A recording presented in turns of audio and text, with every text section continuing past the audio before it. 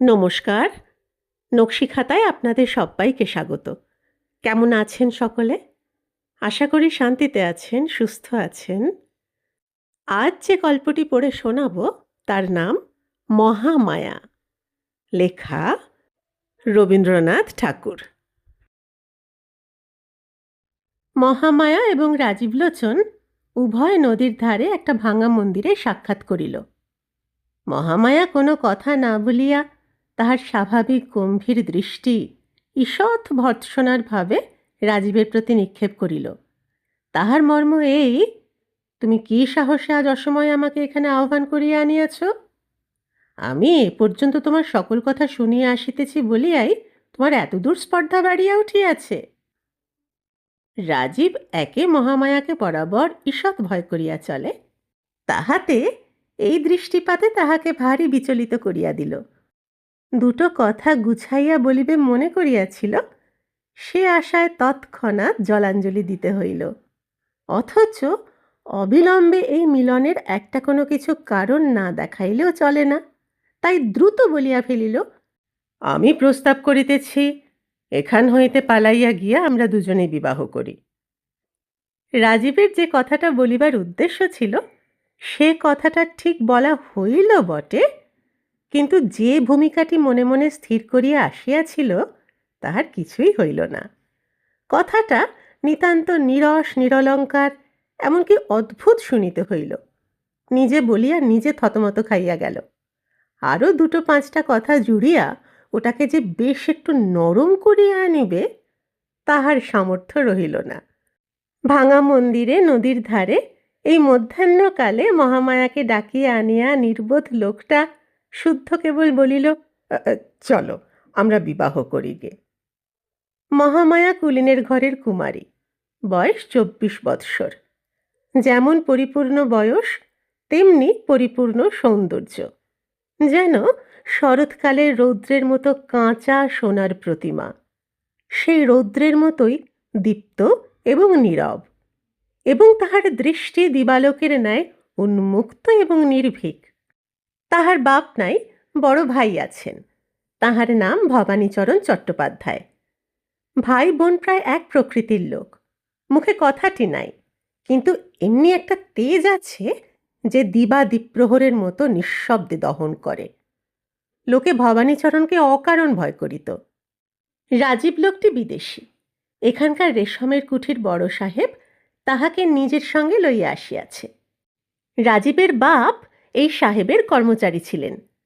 তাহার মৃত্যু হইলে সাহেব তাহার অল্পবয়স্ক পুত্রের ভরণ পোষণের ভার নিজে লইয়া তাহাকে বাল্যাবস্থায় এই বামনহাটির কুঠিতে লইয়া আসেন। বালকের সঙ্গে কেবল তাহার স্নেহশীলা পিসি ছিলেন। ইহারা ভবানীচরণের প্রতিবেশী রূপে বাস করিতেন। মহামায়া রাজীবের বাল্যসঙ্গিনী ছিল এবং রাজীবের পিসির সহিত মহামায়ার সুদৃঢ় স্নেহবন্ধন ছিল। রাজীবের বয়স ক্রমে ক্রমে 16, 17, 18, এমনকি 19 হইয়া উঠিল। তথাপি পিসির বিস্তর অনুরোধ সত্ত্বেও সে বিবাহ করিতে চায় না। সাহেব বাঙালির ছেলের এরূপ অসামান্য সুবুদ্ধির পরিচয় পাইয়া ভারী খুশি হইলেন। মনে করিলেন ছেলেটি তাহাকেই আপনার জীবনের আদর্শস্থল করিয়াছে। সাহেব অবিবাহিত ছিলেন। ইতিমধ্যে পিসিরও মৃত্যু হইল। এদিকে সাধ্যাতীত ব্যয় ব্যতীত মহামায়ার জন্য অনুরূপ কুলসম্পন্ন পাত্র জোটে না।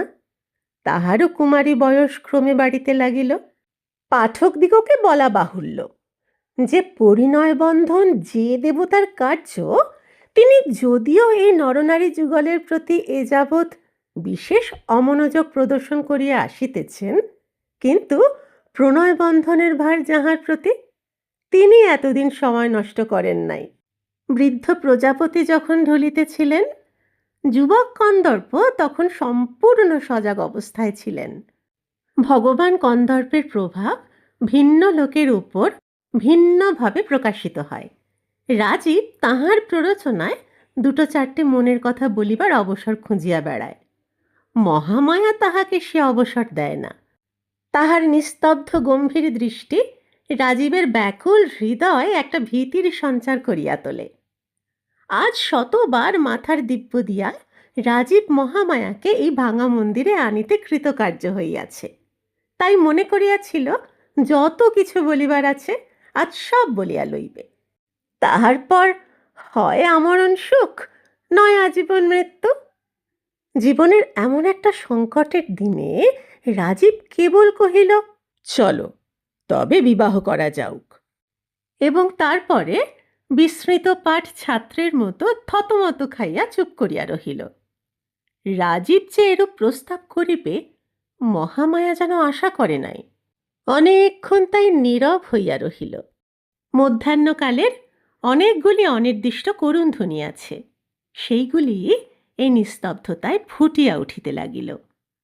বাতাসে মন্দিরের অর্ধ সংলগ্ন ভাঙা কবাট এক একবার অত্যন্ত মৃদুমন্দ আর্তস্বর সহকারে ধীরে ধীরে খুলিতে এবং বন্ধ হইতে লাগিল। মন্দিরের গবাক্ষে বসিয়া পায়রা বকম বকম করিয়া ডাকে।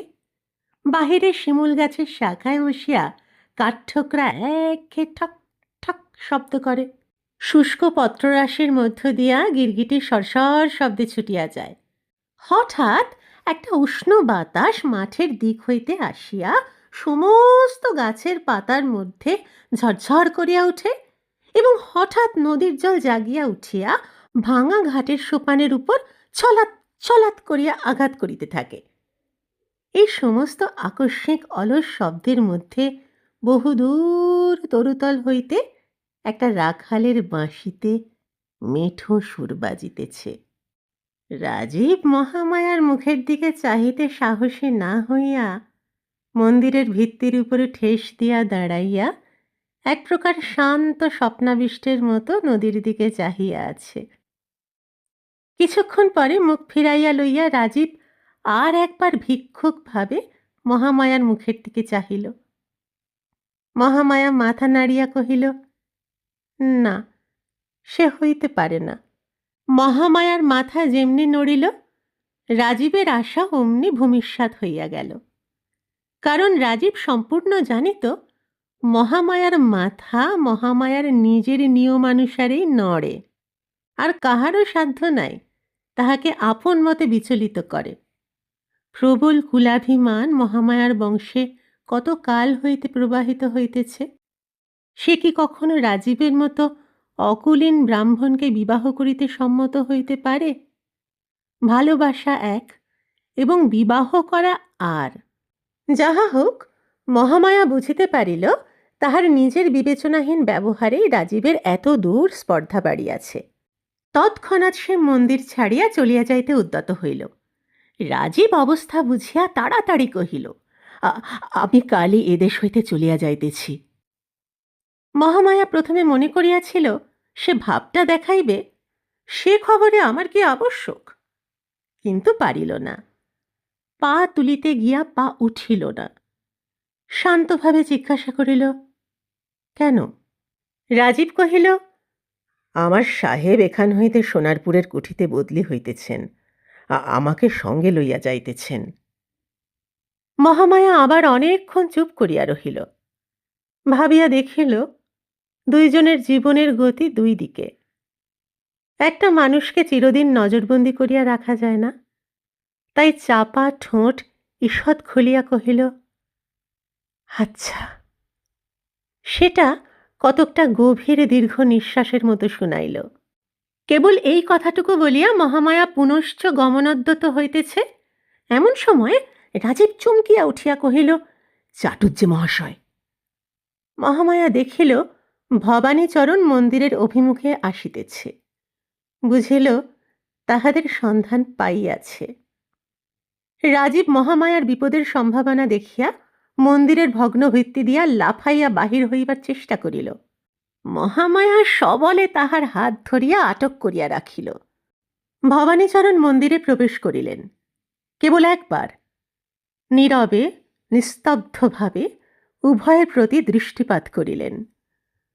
মহামায়া রাজীবের দিকে চাহিয়া অবিচলিতভাবে কহিল, রাজীব, তোমার ঘরেই আমি যাইব, তুমি আমার জন্য অপেক্ষা করিও। ভবানীচরণ নিঃশব্দে মন্দির হইতে বাহির হইলেন। মহামায়াও নিঃশব্দে তাহার অনুগমন করিল। আর রাজীব হতবুদ্ধি হইয়া দাঁড়াইয়া রহিল, যেন তাহার ফাঁসির হুকুম হইয়াছে। সেই রাত্রে ভবানীচরণ একখানা লাল চেলি আনিয়া মহামায়াকে বলিলেন, এটি পড়িয়া আইস। মহামায়া পড়িয়া আসিল। তাহার পর বলিলেন, আমার সঙ্গে চলো। ভবানীচরণের আদেশ, এমনকি সংকেত, কেহ কখনো অমান্য করে নাই, মহামায়াও না। সেই রাত্রে উভয়ে নদী তীরে শ্মশান অভিমুখে চলিলেন। শ্মশান বাড়ি হইতে অধিক দূর নহে। সেখানে গঙ্গাযাত্রীর ঘরে একটি বৃদ্ধ ব্রাহ্মণ মৃত্যুর জন্য প্রতীক্ষা করিতেছিল। তাহারই শয্যা পার্শ্বে উভয়ে গিয়া দাঁড়াইলেন। ঘরের এক কোণে পুরোহিত ব্রাহ্মণ উপস্থিত ছিল। ভবানীচরণ তাহাকে ইঙ্গিত করিলেন। সে অবিলম্বে শুভানুষ্ঠানের আয়োজন করিয়া লইয়া প্রস্তুত হইয়া দাঁড়াইল। মহামায়া বুঝিল এই মুমূর্ষুর সহিত তাহার বিবাহ। সে আপত্তির লেশ মাত্র প্রকাশ করিল না। দুইটি অদূরবর্তী চিতার আলোকে অন্ধকার প্রায় গৃহে মৃত্যু যন্ত্রণার আর্তধ্বনির সহিত অস্পষ্ট মন্ত্রোচ্চারণ মিশ্রিত করিয়া মহামায়ার বিবাহ হইয়া গেল।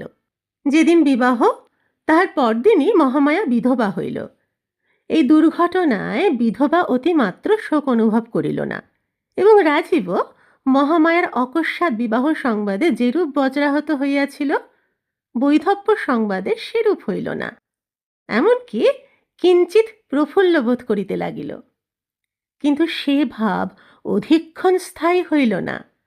দ্বিতীয় আর একটা বজ্রাঘাতে রাজীবকে একেবারে ভূপাতিত করিয়া ফেলিল। সে সংবাদ পাইল, শ্মশানে আজ ভারী ধুম, মহামায়া সহমৃতা হইতেছে। প্রথমেই সে ভাবিল সাহেবকে সংবাদ দিয়া তাহার সাহায্যে এই নিদারুণ ব্যাপার বলপূর্বক রহিত করিবে। তাহার পরে মনে পড়িল সাহেব আজই বদলি হইয়া সোনাপুরে রওনা হইয়াছে। রাজীবকেও সঙ্গে লইতে চাহিয়াছিল, কিন্তু রাজীব 1 মাসের ছুটি লইয়া থাকিয়া গেছে। মহামায়া তাহাকে বলিয়াছে, তুমি আমার জন্য অপেক্ষা করিও। সে কথা সে কিছুতেই লঙ্ঘন করিতে পারে না।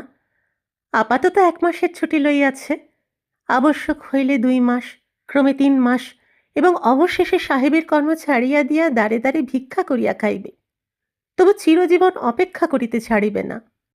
রাজীব যখন পাগলের মতো ছুটিয়া হয় আত্মহত্যা, নয় একটা কিছু করিবার উদ্যোগ করিতেছে, এমন সময়ে সন্ধ্যাকালে মুষলধারায় বৃষ্টির সহিত একটা প্রলয় ঝড় উপস্থিত হইল। এমনি ঝড় যে রাজীবের মনে হইল বাড়ি মাথার উপর ভাঙিয়া পড়িবে। যখন দেখিল বাহ্য প্রকৃতিতেও তাহার অন্তরের অনুরূপ একটা মহা বিপ্লব উপস্থিত হইয়াছে, তখন সে যেন কতকটা শান্ত হইল। তাহার মনে হইল সমস্ত প্রকৃতি তাহার হইয়া একটা কোনরূপ প্রতিবিধান করিতে আরম্ভ করিয়া দিয়াছে। সে নিজে যতটা শক্তি প্রয়োগ করিতে ইচ্ছা করিত মাত্র, কিন্তু পারিত না, প্রকৃতি আকাশ পাতাল জুড়িয়া ততটা শক্তি প্রয়োগ করিয়া কাজ করিতেছে। এমন সময় বাহির হইতে সবলে কে দ্বার ঠেলিল। রাজীব তাড়াতাড়ি খুলিয়া দিল। ঘরের মধ্যে আর্দ্র বস্ত্রে একটি স্ত্রীলোক প্রবেশ করিল। তাহার মাথায় সমস্ত মুখ ঢাকিয়া ঘোমটা। রাজীব তৎক্ষণাৎ চিনিতে পারিল সে মহামায়া। উচ্ছ্বসিত স্বরে জিজ্ঞাসা করিল, মহামায়া, তুমি চিতা হইতে উঠিয়া আসিয়াছ? মহামায়া কহিল, হ্যাঁ, আমি আমি তোমার কাছে অঙ্গীকার করিয়াছিলাম তোমার ঘরে আসিব, সেই অঙ্গীকার পালন করিতে আসিয়াছি। কিন্তু রাজীব, আমি ঠিক সে আমি নাই। আমার সমস্ত পরিবর্তন হইয়া গিয়াছে। কেবল আমি আমি মনে মনে সেই মহামায়া আছি। এখনো বলো, এখনো আমার চিতায় ফিরিয়া যাইতে পারিব। আর যদি প্রতিজ্ঞা করো কখনো আমার ঘুমটা খুলিবে না, আমার মুখ দেখিবে না, তবে আমি তোমার ঘরে থাকিতে পারি। মৃত্যুর হাত হইতে ফিরিয়া পাওয়াই যথেষ্ট। তখন আর সমস্তই তুচ্ছ জ্ঞান হয়। রাজীব তাড়াতাড়ি কহিল, তুমি যেমন ইচ্ছা তেমনি করিয়া থাকিও, আমাকে ছাড়িয়া গেলে আর আমি বাঁচিব না। মহামায়া কহিল, তবে এখনই চলো, তোমার সাহেব যেখানে বদলি হইয়াছে সেইখানেই যাই। ঘরে যাহা কিছু ছিল সমস্ত ফেলিয়া রাজীব মহামায়াকে লইয়া সেই ঝড়ের মধ্যে বাহির হইল। এমনি ঝড় যে দাঁড়ানো কঠিন। ঝড়ের বেগে কঙ্কর উড়িয়া আসিয়া ছিটা গুলির মতো গায়ে বিঁধিতে লাগিল। মাথার উপরে গাছ ভাঙিয়া পড়িবার ভয় পথ ছাড়িয়া উভয় খোলা মাঠ দিয়া চলিতে লাগিল। বায়ুর বেগ পশ্চাৎ হইতে আঘাত করিল, যেন ঝড়ে লোকালয় হইতে দুইটা মানুষকে ছিন্ন করিয়া প্রলয়ের দিকে উড়াইয়া লইয়া চলিয়াছে। গল্পটা পাঠকেরা নিতান্ত অমূলক অথবা অলৌকিক মনে করিবেন না। যখন সহমরণ প্রথা প্রচলিত ছিল তখন এমন ঘটনা কদাচিৎ মাঝে মাঝে ঘটিতে শোনা গিয়াছে। মহামায়ার হাত পা বাঁধিয়া তাহাকে চিতায় সমর্পণ করিয়া যথাসময় অগ্নিপ্রয়োগ করা হইয়াছিল। অগ্নিও ধু ধু করিয়া ধরিয়া উঠিয়াছে। এমন সময় প্রচণ্ড ঝড় ও মুষলধারে বৃষ্টি আরম্ভ হইল। যাহারা দাহ করিতে আসিয়াছিল তাহারা তাড়াতাড়ি গঙ্গাযাত্রীর ঘরে আশ্রয় লইয়া দ্বার রুদ্ধ করিয়া দিল। বৃষ্টিতে চিতানল নিবিতে বিলম্ব হইল না। ইতিমধ্যে মহামায়ার হাতের বন্ধন ভস্ম হইয়া তাহার হাত দুটি মুক্ত হইয়াছে। অসহ্য দাহ যন্ত্রণায় একটি মাত্র কথা না কহিয়া মহামায়া উঠিয়া বসিয়া পায়ের বন্ধন খুলিল। তাহার পর স্থানে স্থানে দগ্ধ বস্ত্রখণ্ড গাত্রে জড়াইয়া উলঙ্গ প্রায় মহামায়া চিতা হইতে উঠিয়া প্রথমে আপনার ঘরে ফিরিয়া আসিল। গৃহে কেহই ছিল না, সকলেই শ্মশানে। প্রদীপ জ্বালিয়া একখানি কাপড় পরিয়া মহামায়া একবার দর্পণে মুখ দেখিল। দর্পণ ভূমিতে আছাড়িয়া ফেলিয়া একবার কি ভাবিল। তাহার পর মুখের উপর দীর্ঘ ঘোমটা টানিয়া অদূরবর্তী রাজীবের বাড়ি গেল। তাহার পর কি ঘটিল পাঠকের অগোচর নাই। মহামায়া এখন রাজীবের ঘরে, কিন্তু রাজীবের জীবনের সুখ নাই। অধিক নহে, উভয়ের মধ্যে কেবল একখানি মাত্র ঘোমটার ব্যবধান। কিন্তু সেই ঘোমটাটুকু মৃত্যুর ন্যায় চিরস্থায়ী, অথচ মৃত্যুর অপেক্ষা যন্ত্রণাদায়ক। কারণ নৈরাশ্য মৃত্যুর বিচ্ছেদ বেদনাকে কালক্রমে অসাড় করিয়া ফেলে।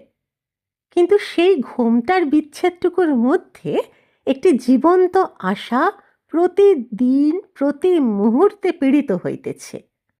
একে মহামায়ার চিরকালই একটা নিস্তব্ধ নীরব ভাব আছে, তাহাতে এই ঘোমটার ভিতরকার নিস্তব্ধতা দ্বিগুণ দুঃসহ বোধ হয়। সে যেন একটা মৃত্যুর মধ্যে আবৃত হইয়া বাস করিতেছে।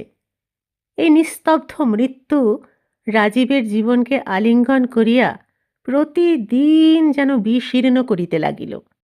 রাজীব পূর্বে যে মহামায়াকে জানিত তাহাকেও হারাইল, এবং তাহার সেই আশৈশব সুন্দর স্মৃতিকে যে আপনার সংসারে প্রতিষ্ঠিত করিয়া রাখিবে, এই ঘোমটাচ্ছন্ন মূর্তি চিরদিন পার্শ্বে থাকিয়া নীরবে তাহাতেও বাধা দিতে লাগিল।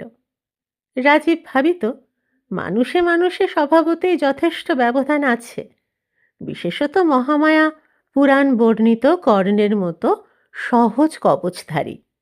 সে আপনার স্বভাবের চারিদিকে একটা আবরণ লইয়াই জন্মগ্রহণ করিয়াছে। তাহার পর মাঝে আবার যেন আর একবার জন্মগ্রহণ করিয়া আবার আরও একটা আবরণ লইয়া আসিয়াছে।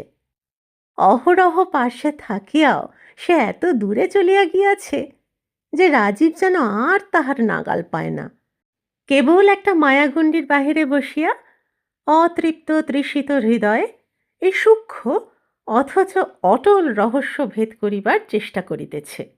নক্ষত্র যেমন প্রতি রাত্রি নিদ্রাহীন নির্নিমেষ নতনেত্রে অন্ধকার নিশীথিনীকে ভেদ করিবার প্রয়াসে নিষ্ফলে নিশিযাপন করে, এমনি করিয়া এই দুই সঙ্গীহীন একক প্রাণী কত কাল একত্র যাপন করিল।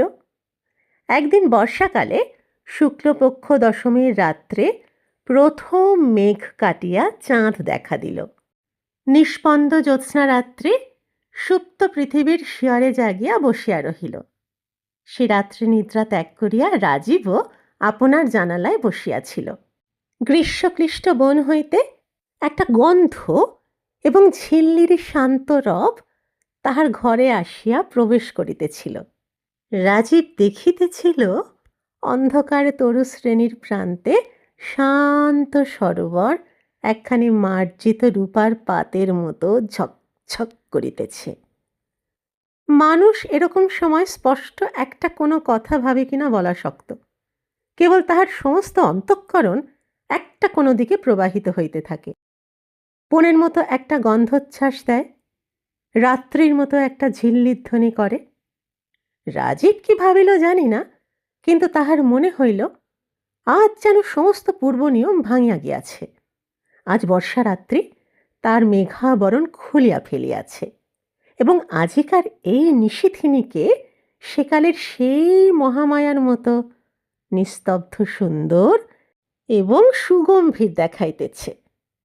তাহার সমস্ত অস্তিত্ব সেই মহামায়ার দিকে একযোগে ধাবিত হইল। স্বপ্নচালিতের মতো উঠিয়া রাজীব মহামায়ার শয়ন মন্দিরে প্রবেশ করিল। মহামায়া তখন ঘুমাইতেছিল। রাজীব কাছে গিয়া দাঁড়াইল, মুখ নত করিয়া দেখিল মহামায়ার মুখের উপর জ্যোৎস্না আসিয়া পড়িয়াছে। কিন্তু হায়, এ কি? সে চিরপরিচিত মুখ কোথায়?